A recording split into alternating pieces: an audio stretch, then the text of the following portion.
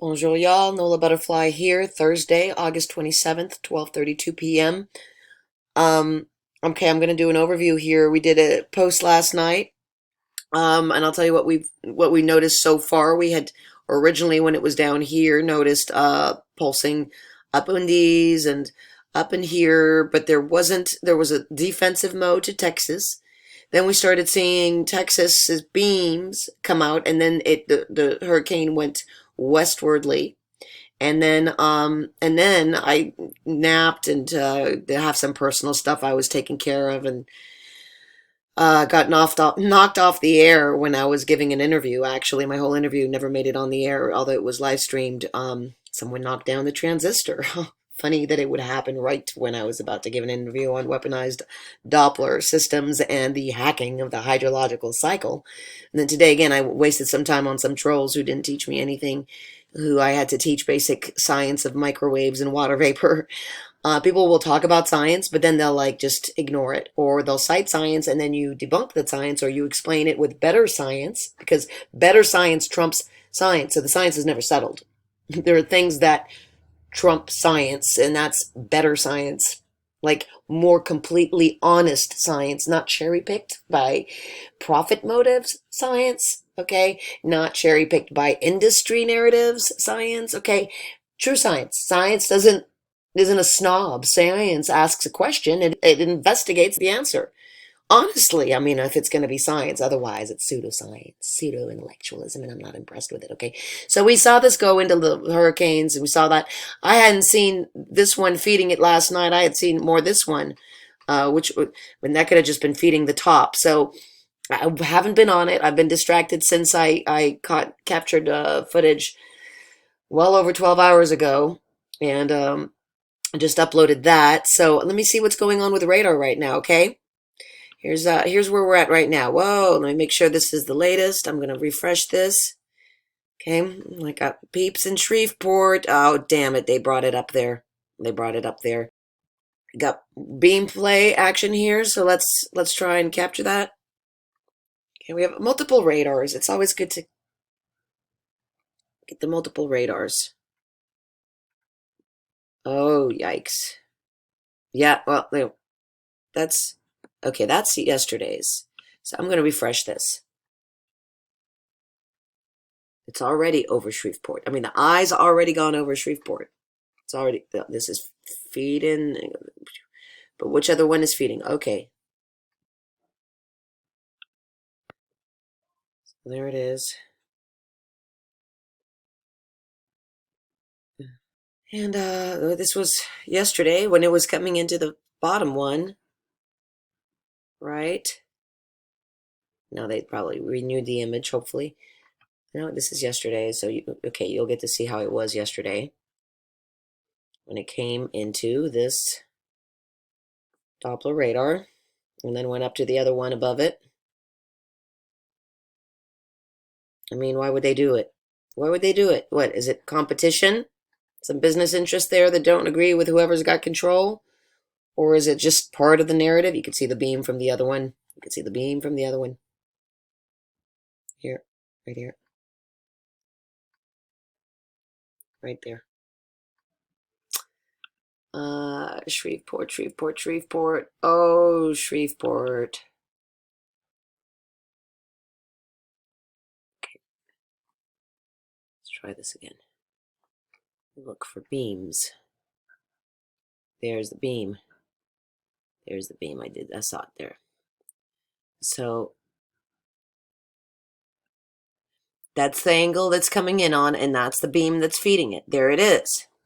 There it is. And it's parked. It's parked while the whole thing moves up on it, okay? It's not supposed to be that way according to the literature that Doppler has, not to point. Here, let's go find it real quick. Here, my computer's dragging a little. Hold on. How do you think they do these things, huh?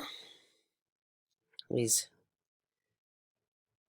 things. They can only manicure that using electromagnetic frequency. That's the only way. And they can. I mean, they do. They do. And this Doppler on top of, storm on top of Doppler, it's nothing new. It's nothing new. Hurricane Florence sitting exactly on top of KLTX, Doppler radar station. They're going backwards into Doppler radar.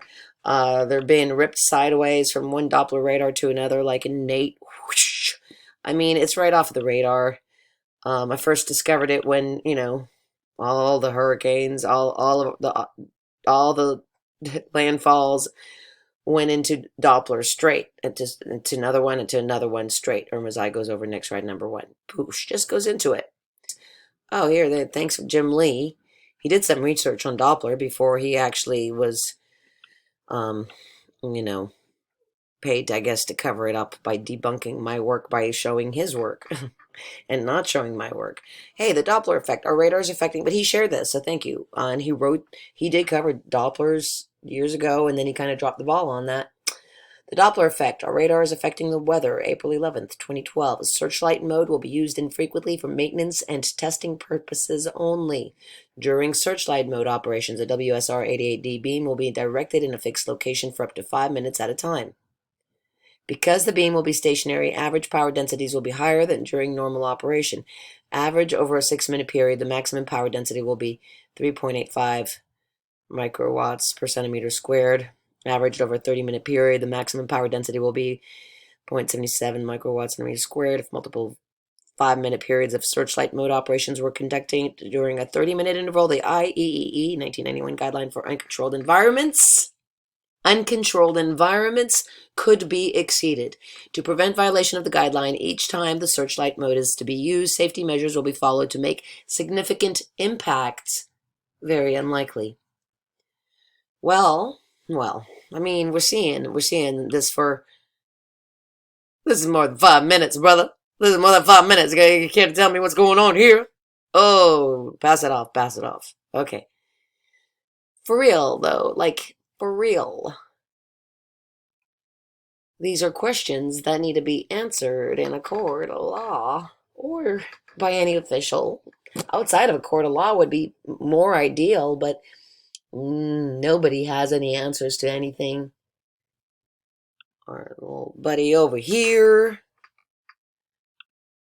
at KLZK. Funny how it was piggybacking all the way up north from Doppler to Doppler, huh? I mean, KLCH, then we have KPOE, then KSHV, then KLZK. I mean, really, it's not going like shoosh.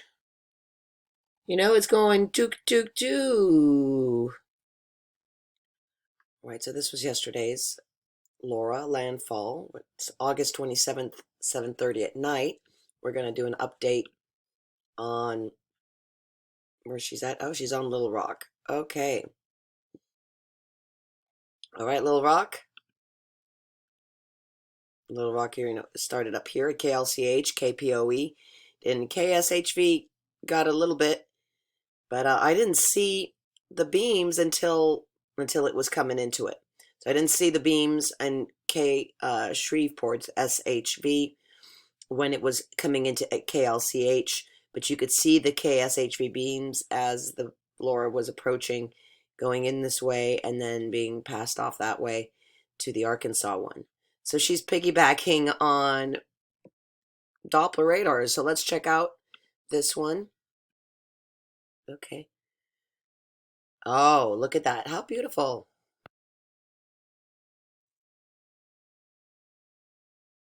It says it like right over it. Whoosh! Look at that. Look at that. Look at this. Okay? This vortextual energy. This was what we were discovering with Leonard Coleman as well. Beam. Really catch it there.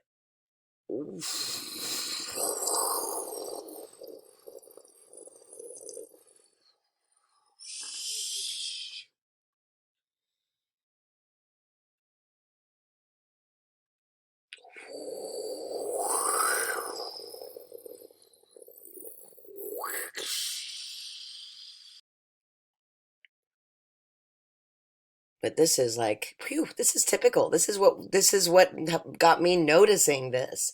I'm not claiming this like from Nothing. So sometimes they deflect it, sometimes they let it in. I wonder why and how they choose. What makes them decide? Because they can. They can. I mean, they fortified this over the Gulf, didn't they? We watched them whoosh right over the bullseye. So, what you talking about? Huh? What you talking about? I'm crazy. Seriously. Yeah. We just busted your ass 4 in a row. Suck it, mofo. Suck it.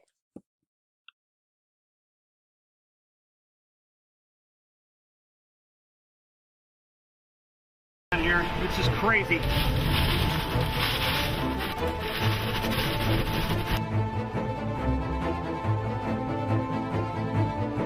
Hurricane Katrina, a name that will live in infamy, one of the worst natural disasters in American history.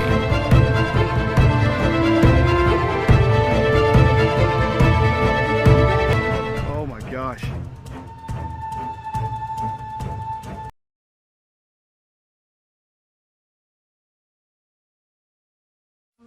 I had a woman in the wake of Hurricane Katrina. I had a woman, I've never really said this in public out loud in front of a lot of cameras, and there's a lot of cameras in this room now. But I had a mother to call me because her son had a very gruesome task. Her son's charge by the Department of Defense was to process 5,000 bodies that had received a single bullet wound to the head. And these were mostly males. And her son was afraid to talk because he had signed a silence agreement. So he only complained to his mother. But the data about these individuals was entered into a Pentagon computer. And then reportedly, the bodies were dumped in a swamp in Louisiana. This is as a result of the tragedy of Hurricane Katrina. Now, I have and I have verification from insiders who wish to remain anonymous at the Red Cross that this is true. I suspect that these were prisoners, and so you know this investigation of the whole prison industrial complex is extremely important, and it should not end with just a question of the nature of prisons in our country, but these 5,000 souls also need some justice too. All right, we are here with my guest, who shall be remain. Well, how may we refer to you? We have a U.S. Department of Veteran Affairs sheet, confidential client information released with consent of client and representative of AMVETS.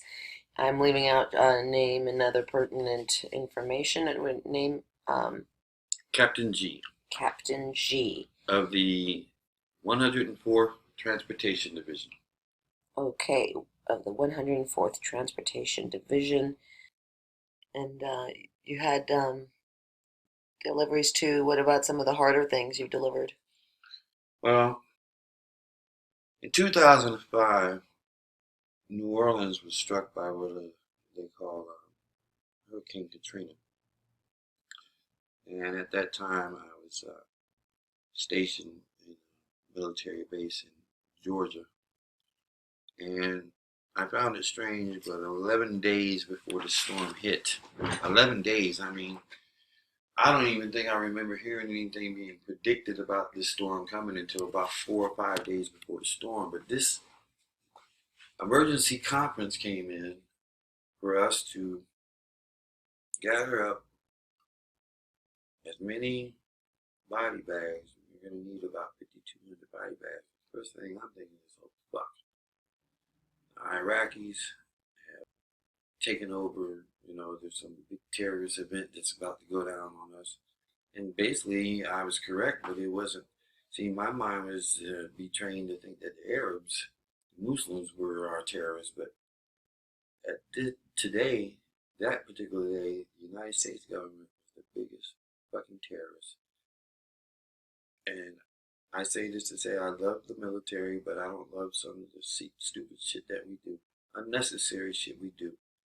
But when they ordered the 5,200 body bags and told us that it's going to be for, they said the exact area. They named off certain wards, and they said there's nothing that we're going to be able to do. This is going to be such a major flood that we're going to need these body bags. They wanted us to deliver those. So we get there, we deliver them.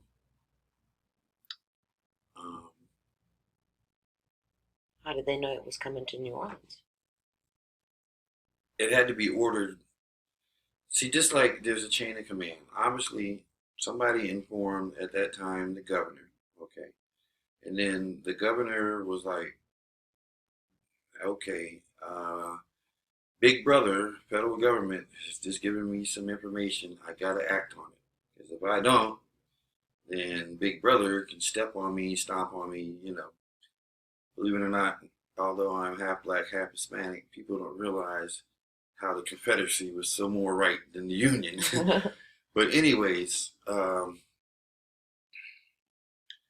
so I believe he was given some information about something that was going to go down. And this is how we're going to support you. You just take what we're giving you. And so anyways, once he gets that order, he has to take it in front of Congress. I don't know if y'all, so, you know, a lot of things that they vote on and talk about, you don't ever hear about. You know, they go into their little secret little chambers. Right. Don't even need the whole assembly. Right.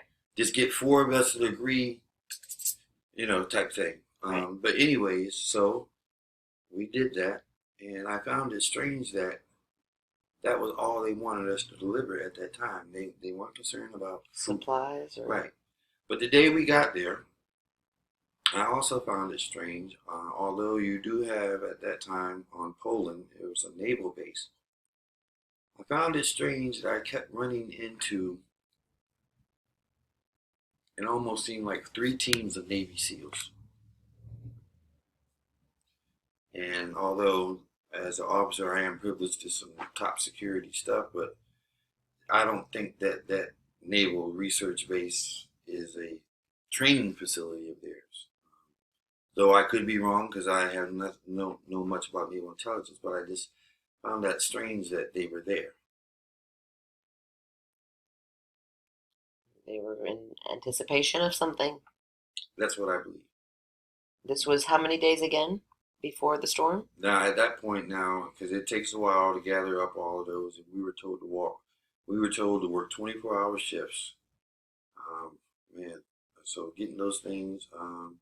So we fulfilled their order within right about 72 hours. So I would say this now marks us at about 8 days before the storm.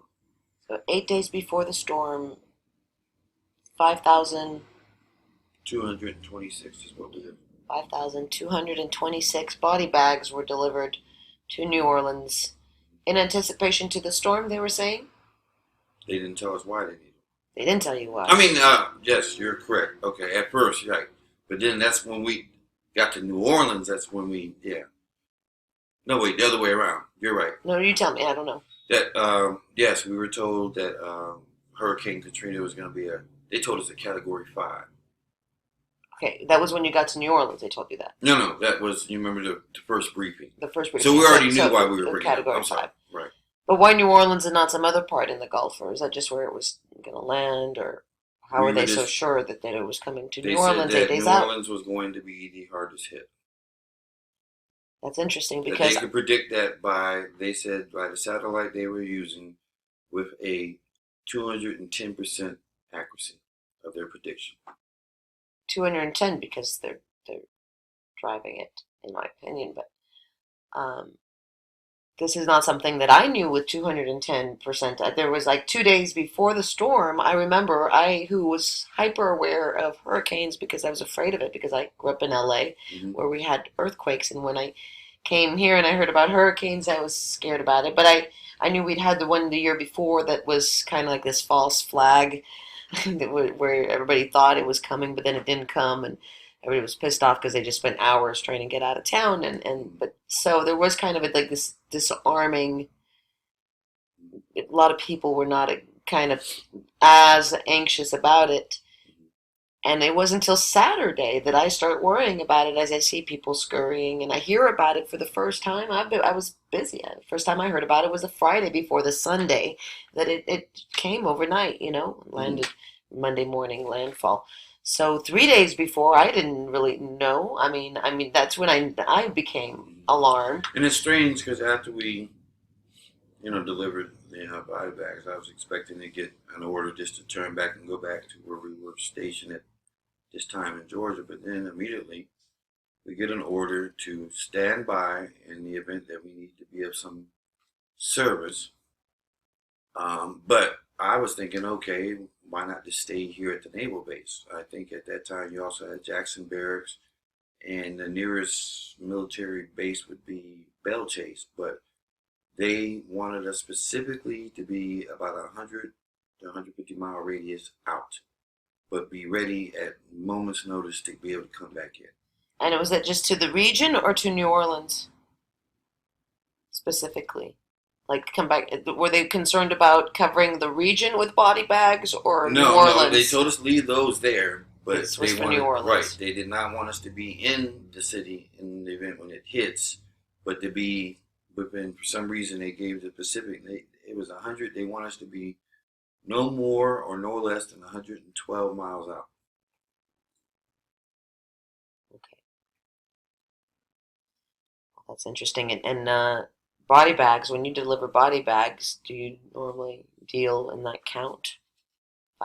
That was the most count that I've ever asked to have to load, and then the rush on them put a lot of strain. But it really tested my leadership. It tested the fellowship of my men, and my team. Um, it really, really was draining. Fights broke out. It was just frustrating. Just it was, but we came together and we got. That's why they say just do it and get her done. That's what we're about. Okay. Where did you deliver some of these other body bags to? That's it. Just New Orleans. No, but you said you delivered body bags. I'm sorry. Times. Oh, of course, like during times of war in Iraq, and then of course with the already decomposed bodies of the women and children in Nicaragua. So, but we've had counts in the thousands, but never that high. That's why I automatically thought that there was another attack like 9/11 or the towers. Now, have you ever had to bring body bags for other weather events? Was that the only weather event you remember bringing a body bags for? This is something along with the help of usually your National Guard or Coast Guard units. We would be, of course, being the federal government on the federal level and then on the state level. Of course, we would have the more resources. So in the event when they don't have those resources, we're there to be of support and things of that nature. So it's very common. So to answer your question personally, I'm quite sure that my personal attachment has probably been doing this for years, but this was my first time ever responding to an event like this as an officer.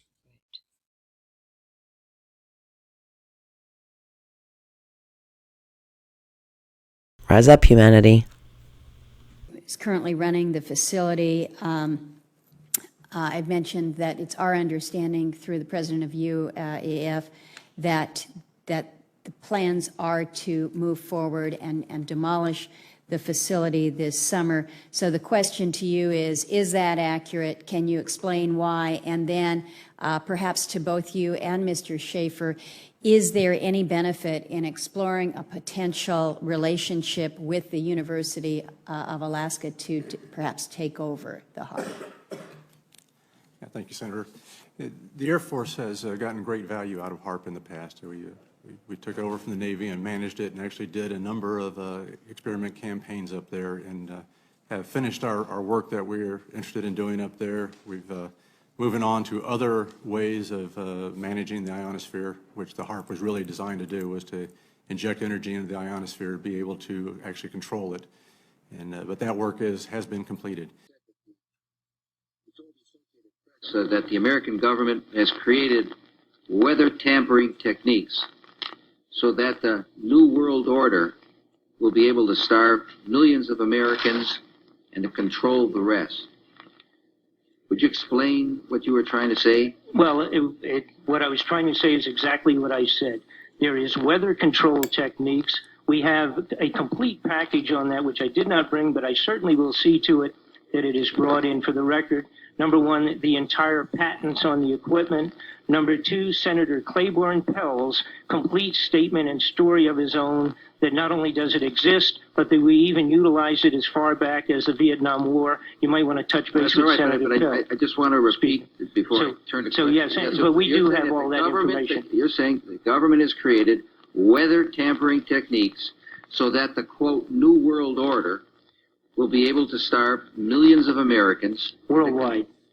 Millions of Americans, and to control the rest. Yes, sir, and that's my belief. As bizarre as that sounds, if somebody had told me that equipment even existed 10 years ago, I would have thought they were nuts, sir. And at this point in time, we have all the documents to prove it. And if you think that 85 tornadoes takes place in the middle of our growing area by simultaneous accident, I'm sorry. With the equipment that's already set up internationally, and as bizarre as that is, it is proven and documented. We will supply you with those documents. As bizarre as that is, I would say that weather wars, and this is quoting actually Senator Claiborne Pell himself, that they are the greatest weapon ever created in the world, and that's the Senator's own statement. So yes, I do stand on that. Thank you, Mr. Fletcher. Thank you, Mr. Chairman. Thank you very much, sir. What is this technology? Essentially, we're drawing oceanic rain systems that exist over the oceans into geographic targets, into our agricultural areas. The technology uses electromagnetics, so we're not interfering with the atmosphere or with the environment. We're not damaging it. We're not using chemicals fired through rockets like other technologies use. We use a very gentle but powerful technology, launching electromagnetics into the atmosphere to modify the flow of the weather system over the ocean and drawing it into a target. So to try and keep it simple, we establish some kind of link with a weather system, and once we've seen through satellite meteorology that we have that link, we're able to draw that system in incrementally towards the target, such as in this case the Horn of Africa. So let's take this one as a case study. This was April 20th through the 21st of 2012.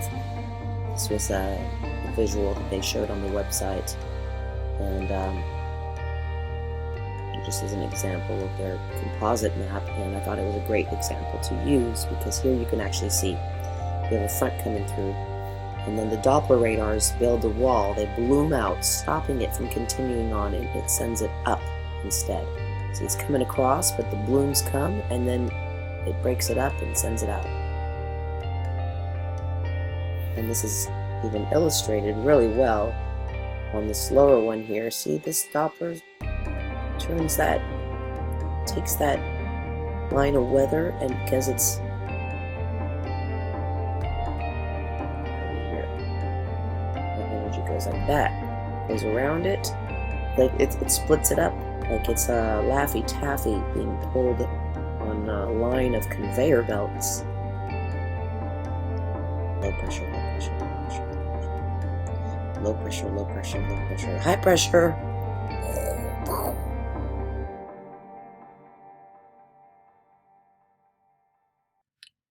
Okay, we're going to get more specific than this, but just to show you preliminarily, Katrina moved in through here, made landfall through KLIX. We're talking about the eye, not the walls. And kept going up. KDGX, KGWX, here on the border before going up. So that is, again, 3 for 3 going in on NexRad. Dunk, dunk, dunk, dunk, dunk, dunk. Okay, and we saw that with Irma. It's the same spot. It hit the same place in the Keys. All right. I don't know how they navigated over the waters, if they let it be, if they stir it some other ways. But when it comes to land, it comes home over NexRad.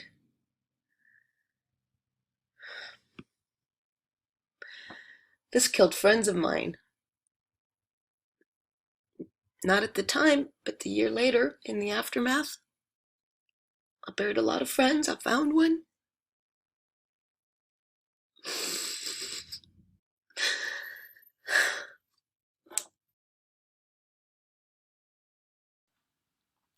And actually, preliminarily, I was too emotional to notice that it was actually 5 Doppler radars in a row that were hit with the eye of the storm. And for those who would offer up the argument that there are many Doppler radars in operation across the continental US, I would agree that there are, but then I would also challenge you to a game of pool. Because anyone will know there's also a bunch of pool pockets. There's 6 on a table that's rectangular. There's a bunch of balls, and when you break them, you are not guaranteed to get a single one in.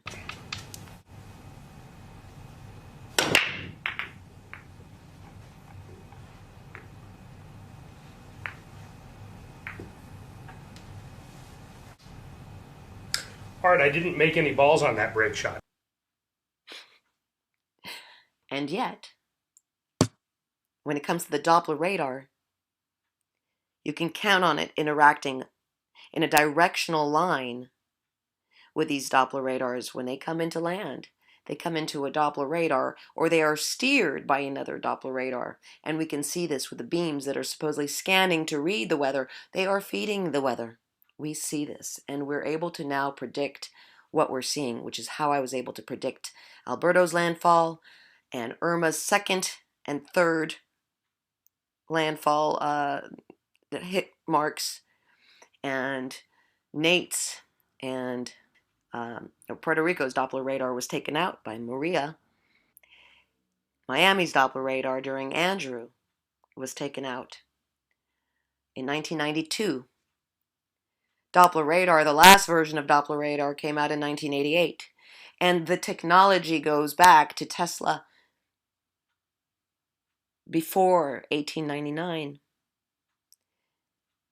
And by 1907, there were large-scale experiments going on that were affecting the face of the earth. Look at Tunguska, and look at who Tesla was messaging that day. Ladies and gentlemen, the evidence. So we're watching Katrina go to KAMX, and then KBYX, somehow get navigated over the open waters, landing, being steered in by KLIX, going up into KDGX, and then into KGWX before being broken up and dissipating over the rest of the East Coast as various storm systems or whatever have you.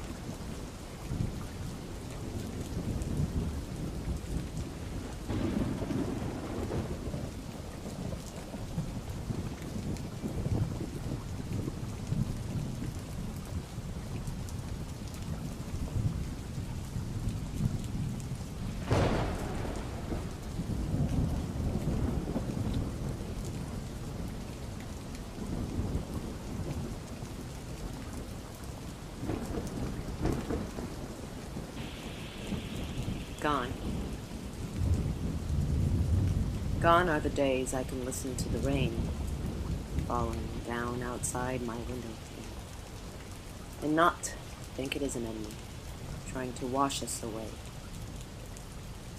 Gone. I wrote that in the days and weeks following my return after my hurricane from Katrina. It wouldn't be for another decade, at least, that I would be able to prove, beyond a reasonable doubt, how true that sentiment turned out to be.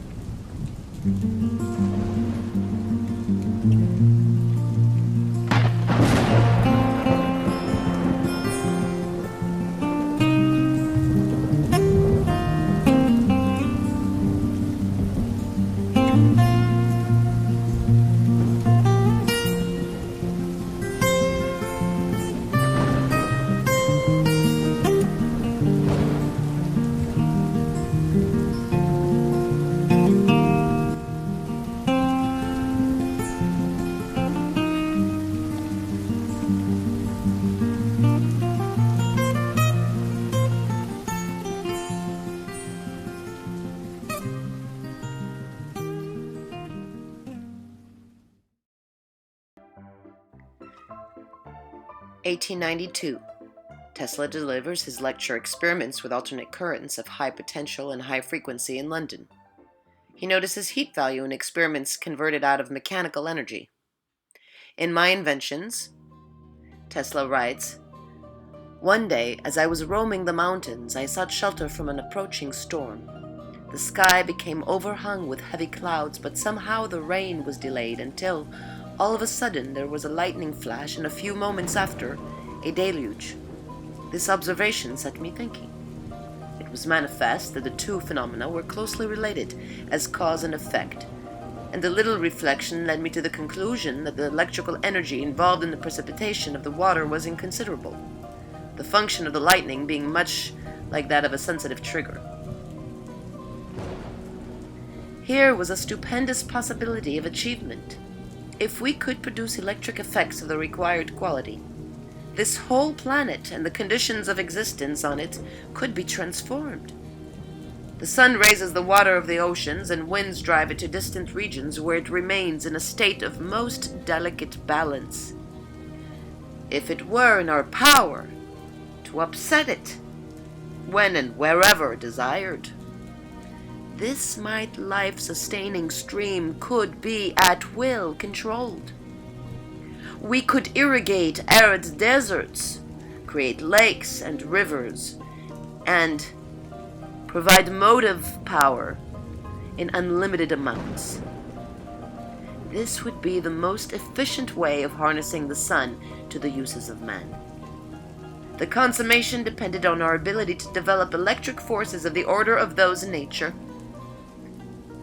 It seemed a hopeless undertaking, but I made up my mind to try it, and immediately on my return to the United States in the summer of 1892, after a short visit to my friends in Watford, England, work was begun, which was to me all the more attractive because a means of the same kind was necessary for the successful transmission of energy without wires. At this time, I made a further careful study of the Bible and discovered the key in Revelation. The first gratifying result was obtained in the spring of the succeeding year when, reaching a tension of about 100 million volts, 100 million volts with my conical coil, which I figured was the voltage of a flash of lightning. Steady progress was made until the destruction of my laboratory by fire in 1895, as may be judged from the article by T.C. Martin, which appeared in the April number of the Century magazine. This calamity set me back in many ways, and most of that year had to be devoted to planning and reconstruction. However, as soon as circumstances permitted, I returned to the task. Tesla's first announcement of a possible plan for wireless broadcasting was made in a lecture before the Franklin Institute in Philadelphia in February 1893. It would not require a great amount of energy to produce a disturbance perceptible at great distances, or even all over the surface of the globe. Quote, unquote. By May of 1893, Tesla was wowing the crowds at the Chicago World's Fair with alternate current right at the height of the War of the Currents. Already in the meeting of the National Electric Light Association on 1893, Tesla told, "Practical to disturb, by means of powerful machines, the electrostatic conditions of the Earth, and thus transmit intelligible signals and, perhaps, power." By the end of the 1890s, Tesla had come to the conclusion that it might be possible to transmit electrical power without wires at high altitudes, where the air is thinner, and, consequently, more conductive. And in 1899, Tesla would tell Morgan, "When wireless is fully applied, the Earth will be converted into a huge brain, capable of response in every one of its parts." In a patent US 645576 system of transmission of electrical energy, March 20th, 1900, Tesla claimed, "It has become possible to transmit through even moderately rarefied strata of atmosphere electrical energy to practically any amount and to any distance." Tesla's Colorado experiments and patents explain artificial rain is created by ionizing the air with his tower. Various weird phenomena were noted in Tesla's Colorado Spring Lab experiments, such as a mass of butterflies swirling above it during one such experiment. And in another experiment, Nikola Tesla became the first to scientifically document the artificial generation of fog by atmospheric ionization, later reporting at a presentation of the Edison Medal to Nikola Tesla, minutes of the annual meeting of the American Institute of Electrical Engineers held at the Engineering Society's building in New York City years later on May 18, 1917. "In Colorado, I succeeded one day in precipitating a dense fog. There was a mist outside, but when I turned on the current, the cloud in the laboratory became so dense that when the hand was held only a few inches from the face, it could not be seen. I am positive in my conviction that we can erect a plant of proper design in an arid region, work it according to certain observations and rules, and by its means draw from the ocean unlimited amounts of water for irrigation and power purposes." And ladies and gentlemen, boys and girls, this brings us back to the claims that yours truly is making. We have only begun to tell Tesla's tale and how it unfolds into the history of a weaponized Doppler radar system. And still, you see, the claims we're making here, the Doppler radar is weaponized microwave beam technology, and that it has risen up in our midst, and not only is being used to steer and weaponize the storms, but is being used in daily weather operations to harvest the hydrological cycle and steer it where it is ordered and programmed to go instead. And it, along with the cover-up and minimization of the chemical and aerosol degradation to our environment, which we will get into in later episodes, is the way bigger problem than CO2, and is why global warming doesn't stand a chance to stop, and why, if we do not realize this, in critical mass soon enough. We are and will continue to be in a world of hot water. To be continued.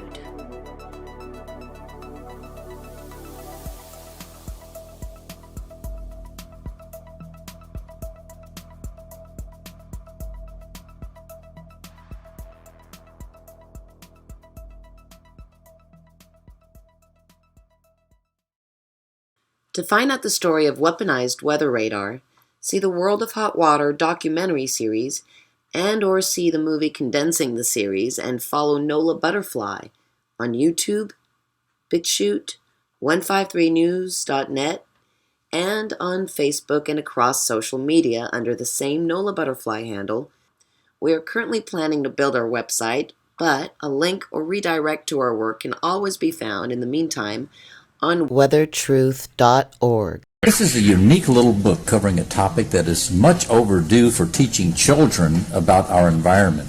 The title is Funny Clouds, A Chemtrail's Tale, written by Raphael O'Neill, illustrated by Sean Gautreaux, and printed by an Amazon company called Great Space. The story is about little Marie and her mom, who go outside to plant a tree. When they finish, little Marie looks up towards the sky to see strange clouds sprayed by jet aircraft. The story is told in rhyme and prose that can inform but also entertain a young reader. I recommend this book because it has an optimistic message without instilling fear. The story ends on a positive note about how responsible people will ultimately succeed in stopping chemtrails by spreading awareness and taking political action. This little book is a valuable tool for adults to educate their children on an extremely important environmental issue. Informed citizens know that chemtrails were described in House Resolution 2977 as an exotic weapon back in 2001. Concerned parents have a right to protect their children from dangerous chemical experiments in our sky.